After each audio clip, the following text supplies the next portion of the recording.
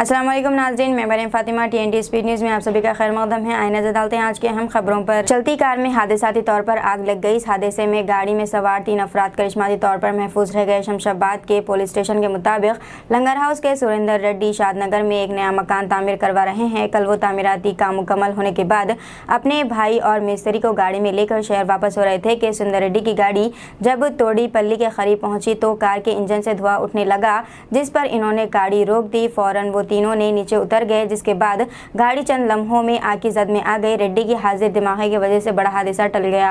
महाराष्ट्र के पुणे के एक स्कूल में बजरंग दल और VHP के कारकुनों ने तलबा की सरपरस्तियों के साथ मिलकर ईसाई तबके से ताल्लुक रखने वाले प्रिंसिपल को स्कूल के अहाते में भगाकर पिटाई कर दी, जिसमें प्रिंसिपल का शर्ट फट गया। प्रिंसिपल पर इल्जाम लगाया है कि इन्होंने लड़कियों के वॉशरूम में CCTV कैमरा लगाया है। प्रिंसिपल पर हमले की नेशनल मीडिया ने 2 वजूहात बताई हैं। इनमें लड़कियों के वॉशरूम में कैमरे लगाने के अलावा प्रिंसिपल स्कूल में ईसाई मजहब की तालीमात दे रहा था।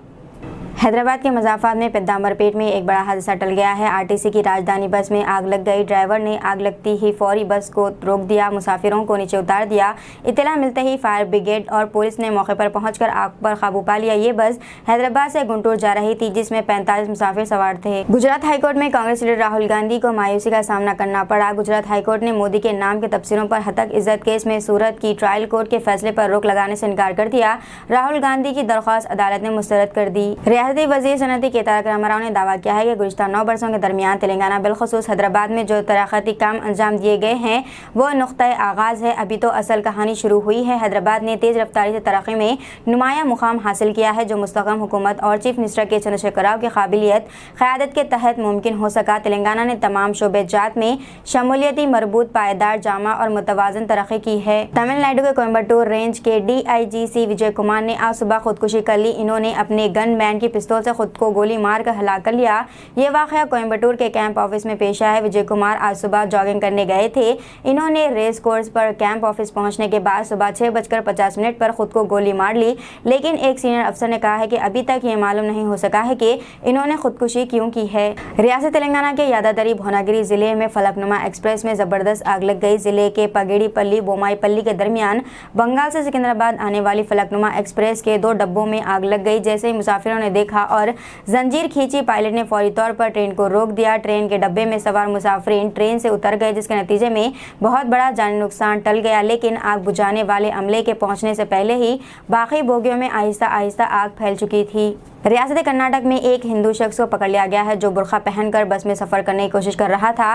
बुरखापोश शख्स का ताल्लुक वरहाड़ ज़िले से बताया गया है और इसकी शनाख्त वीर भद्रिया के तौर पर की गई है। वो बस में सफ़र करते हुए पकड़ा गया। कर्नाटक में शक्ति योजना के तहत ख़वातीन को मुफ्त बस सफ़र की सहूलत फराहम की जा रही है और मालूम हुआ है कि इससे स्कीम से फ़ायदा उठाने के लिए बुरखा का इस्तेमाल किया। टमाटर की कीमत आसमान को छू रही है। ऐसे में चोर अब कीमती अशिया के साथ साथ टमाटर की भी चोरी करने से पीछे नहीं हट रहे हैं। कर्नाटक के बेल्लूर के गोनी सोमानेहली गांव में धरानी नामी नौजवान किसान के खेत से चोरों ने 1.5 लाख रुपए की फसल चोरी कर ली है। टमाटर को काटकर मंगल की रात मार्केट में भेजने के लिए रखा गया था। सुबह में उठकर देखा तो वो वहां नहीं थे। वजीर आजम नरेंद्र मोदी ने कांग्रेस और अपोजिशन पार्टियों के इत्तेहाद की कोशिशों पर सख्त वार करते हुए कहा, अगर वो सोचते हैं कि ऐसा करके वो मोदी को डरा पाएंगे तो इन्हें समझ लेना चाहिए कि जो डर जाए वो मोदी नहीं है। All India Muslim personal law board के सदर मौलाना खालिद सैफुल्लाह रहमानी ने हजरत अबू बकर सिद्दीक रज़ियल्लाहु ताला अन्हा की ईमानी किरदार का हौसला देते हुए बताया कि मुश्किल और नाजुक हालात में ईमानी गैरत और दीनी हिम्मत के साथ जीना एक मुसलमान की पहचान है और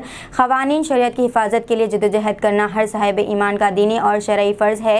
ये बात इन्होंने all India Muslim personal law board के ऑनलाइन बज़रिए ज़ूम मुनक़दा अहम इजलास की सदारत करते हुए कही है। इराक़ी प्रोसिक्यूटर जनरल के दफ्तर ने 28 जून को सूडान के दारकूमत स्टॉकहोम में कुरान मजीद जलाने वाले इराक़ी नज़ात पनाह गज़ीन सलमान मुमिका की गिरफ्तारी के लिए इंटरपोल से दरख्वास्त की है। ये इत्तला इराक़ी नशरियाती इदारे अल समारिया ने जुमेरात को मुल्क के सुप्रीम जुडिशनल कौंसिल के हवाले से दी है।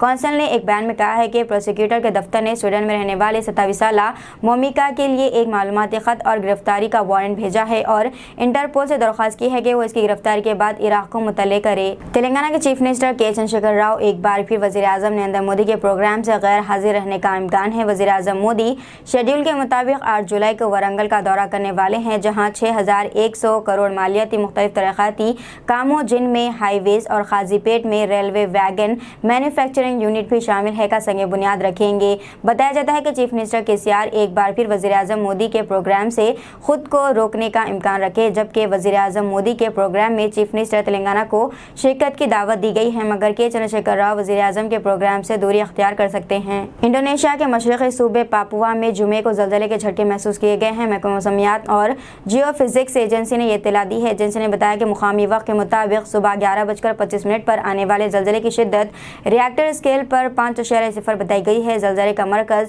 जियापुरा जिले से 42 किलोमीटर शुमाल मगरबी में ज़मीन से 28 किलोमीटर की गहराई में था। नोबल इनाम याफ्ता अमृता सेन ने 4 जुमे के रोज़ दावा किया है कि एक्साइज सिविल कोड एक दुश्वार मसला है और इसे आसान बनाने की कोशिश की जानी चाहिए। 90 साला माहिर मईशियात ने यह भी कहा है कि एक्साइज सिविल कोड का यकीनन हिंदू राष्ट्र के तस्वुर के साथ कुछ ना कुछ ताल्लुक़ है। इन्होंने यहाँ अपनी रहायशगाह में नामानिगारों को बताया कि यह एक्साइज सिविल कोड एक दुश्वार मसला है। दीजिए नाज़रीन, मरियम फातिमा को इजाज़त, मिलते हैं अगली स्पीड न्यूज़ में। तब तक के लिए हमारे चैनल को लाइक, शेयर और सब्सक्राइब करना ना भूलें। अल्लाह हाफिज़।